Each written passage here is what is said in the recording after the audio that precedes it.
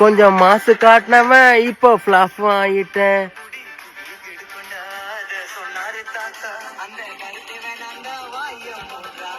மும்பை அப்படியே சூற விட்டு அப்படியே எல்லாரும் மூஞ்சில அப்படியே காரி துப்புலான்னு பார்த்தேன்.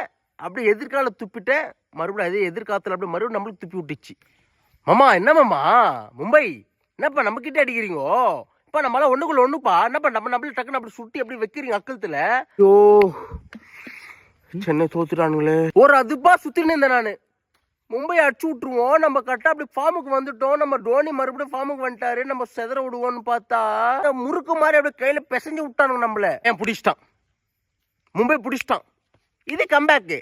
ரோஹித் சர்மா என்னப்பா மாமா என்ன மாமா நம்மகிட்டே வா வேலை மச்சி.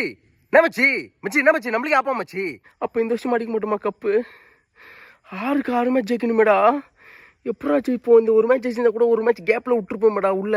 பூவர சந்து பூத்தாச்சு, மும்பைக்கு செய்தி வந்தாச்சு, காவேரி போல பொங்குற மனசு பாடாதோ. என்ன என்ன என்ன என்ன என்ன என்ன ஏய், இப்போ நம்ம ஒருத்தர் அடிக்கிறோம், இப்போ அவன் நம்ம திருப்பி அடிக்க மாட்டானா? நம்ம ஒரு டைம் அடிச்சோம், அவன் ரிவெஞ்ச் அடிக்கிறான். இதுக்கெல்லாம் போய் டென்ஷன் என்ன ஒன்று. இன்னைக்கு அதுப்பா சுற்றின்னு இருந்தோம். எல்லாருக்கிட்டே நம்ம ஜெயிச்சிருவோம், மும்பை கிட்ட ரிவெஞ்சு. அது பிரச்சனை இல்லை. ஒரு 10 பேர் வந்துக்கிறானுங்க, அவ்வளோதான். நான் சமாளிச்சுக்கிறேன், அது பிரச்சனை இல்லை. நான் வந்துடுறேன். நான் வந்துடுறேன். நான் கல் எடுக்கிறேன். நான்